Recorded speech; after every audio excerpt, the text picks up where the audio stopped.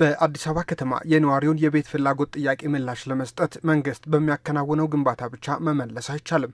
ይህንንም የተገነዘበው አስተዳደሩ ውጤታማ ስራ ለመስራትና የዜጎችን ፍላጎት ለማርካት የግሉ ዘርፍ ከመንግስት ጋር በአጋርነት በቤት ልማት መርሃ ግብሩ እንዲሳተፍ መደረጉም አንዱ አማራጭ ነው። የካዛንቺስ ሳይት ፍሎር ፕላን ምን እንደሚመስል ላሳያችሁ ነው። 45 ካሬዎች ደግሞ ያሉበትን ቦታ በደንብ ላሳያችሁ ብዬ ነው። ዲዛይኑ ይሄን ይመስላል። እንግዲህ የምታዩት 220 ሺህ ካሬ ያረፈ የአያት ሳይት ነው። ይሄኛው የግቢ ገብርኤል ቤተክርስቲያን ነው፣ ከ4 ኪሎ ፊት ለፊት ያለው ማለት ነው። ስለዚህ መግቢያው ይሄኛው ነው፣ ዋና ሳይቱ መግቢያ። ይሄ የምታዩት አስፋልት ወደ 4 ኪሎ የሚወስደው አዲሱ ዋን ዌይ ትራፊክ መንገድ ነው። ስለዚህ ቆንጆ ቦታ ላይ ያለው ሳይቱ በአጠቃላይ የመንገድ አማራጮች አሉት። ወደ ሳይቱ የሚያስገብ ደግሞ ወደ 7 መንገዶች አሉት። እንደምታዩቸው እነዚህ ሁሉም መንገዶች ወደ ሳይቱ የሚወስዱ አስፋልት አማራጮች ናቸው። ስለ ሳይቱ እንደፈለግ መንቀሳቀስ ይቻላል ማለት ነው። አሁን ለሽያጭ የወጡ ብሎኮች እንደምታዩቸው እነዚህ 4 ናቸው። ጠርዝ ነው ያሉት። ከፊት ለፊታቸው ሌላ የሚገነባ ብሎክ አለመኖሩ ለቪው ቆንጆ የሆኑ ብሎኮች ናቸው። እንደምታዩቸው በየብሎኩ መሀል ደግሞ እግር ኳስ መጫወቻ ስታዲየም ይኖራል፣ ግሪን ኤሪያ ይኖራል። ያ መንግስት በአስገዳጅነት እነዚህ እንዲያሟላ ስለተፈለገ በእያንዳንዱ ብሎክ ላይ እግር ኳስ መጫወቻ ስታዲየሞች ይኖራሉ። ስለዚህ 45 ካሬ አሁን ቆንጆ ቦታዎች እነዚህ ናቸው። አንደኛ ይሄኛው ብሎክ ነው፣ ወደ ግቢ ገብርኤል ቤተክርስቲያን ፊት ለፊት የሚያይ ብሎክ 1 ይባላል።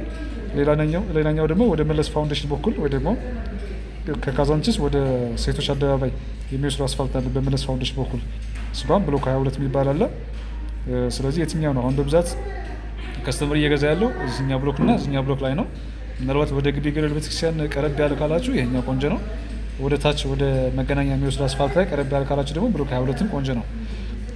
ስለዚህ ሁለቱም 8ኛ ፎቅ እና ከዛ በላይ ነው ያሉት። አሁን 8ኛ ፎቅ 124 ሺህ ነው ይሸጣ ያለው።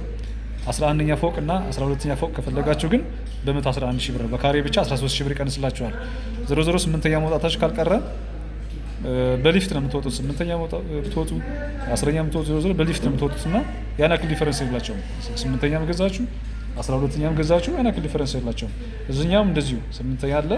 ከዛ በላይ ከፈለጋችሁ ደግሞ 12ኛም 11ኛም ይኖራል። ስለዚህ እንደናንተ ምርጫ ነው። እንደኔ ግን የ45 ካሬ የውስጡ ዲዛይኑ እስክንመልከተው ደግሞ አሁን በዚህ መግቢያ በር ነው። ይሄኛው ኮሪዶር አለ። እዚህ ጋር ኮሪዶር እንደገባ ሰፋ ያለ ነው። ወደ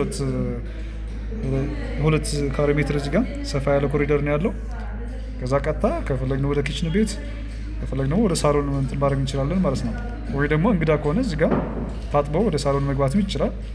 ስለዚህ እንደገባን የምናገኛቸው በዚህ በኩል ኪችን አለ። 9 ካሬ ሜትር ስፋት ያለው ነው። ከዛ አልፈን ደግሞ ወደ ሊቪንግ እና ዳይኒንግ ሩም ያለው ሳሎን እንገባለን ማለት ነው። 16 ሜትር ስኩዌር ስፋት ያለው ነው ሳሎኑ። ስለዚህ ዋናው ማስተር ቤድሩ ደግሞ እዚህ እንደምታዩት ሰፋ ያለ ነው። 12.3 ካሬ ሜትር ስፋት ያለው ነው። ስለዚህ መታጠቢያ ይኖረዋል። አጠቃላይ የቤት ውስጥ ኪችን ይኖረዋል። ሊቪንግ እና ዳይኒንግ ሩሙ ይኖረዋል። ማስተር ቤድሩም ይኖራል። ለዛ ደግሞ መታጠቢያ ይኖረዋል። ይህን ይመስላል 45 ካሬ የውስጡ ዲዛይን ይህን ይመስላል። ሰፋ ያሉ ናቸው እንደምታዩቸው። ሳሎኑ ሰፊ ነው። ማስተር ቤድሩም እንደዚህ ሰፋ ያሉ ናቸው።